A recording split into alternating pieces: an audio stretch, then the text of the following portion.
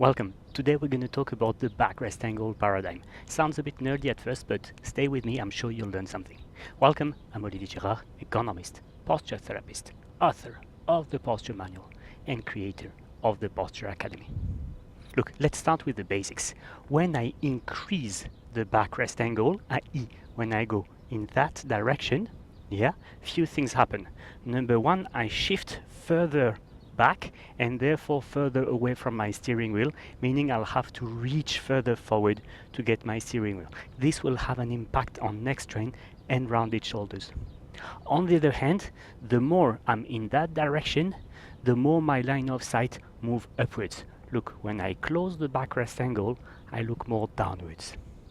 And the third impact of reclining with my backrest is that it reduces the effectiveness of the seat belt. But that's not for today, it's a safety thing. Now, why is that relevant? Because there are different driving contexts. You see, if I drive in the mountains, say, I'll need the steering wheel a lot, and therefore I'd like it to be close by. But the price to pay for my steering wheel to be closer to me is the fact that I will have to look more into that direction. Of course, to some extent, I can play with the distance and the adjustment of the steering wheel, but it's only to some extent. That is much more impactful than this. Now, this mountain driving position is not necessarily comfortable on the highway, because on the highway my viewing distance is much further, and therefore the risk would be that I go like this, with my neck.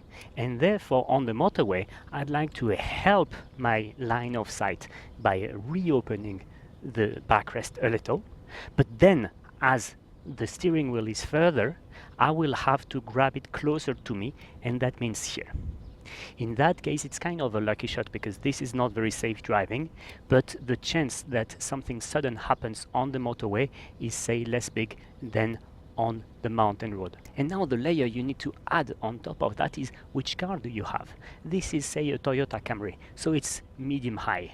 But I also have a lower car on the S2000, and I could have an SUV. If I have an SUV, as I'm anyway higher on the road, it's perfectly fine to have my backrest closed, and therefore, to be well maintained, close to my steering wheel. Whatever be the driving context, I'll have the right field of vision. The lower my car, the more I will need to play with this backrest adjustment angle depending on the type of driving I'm doing. Short visual distance, I straighten up.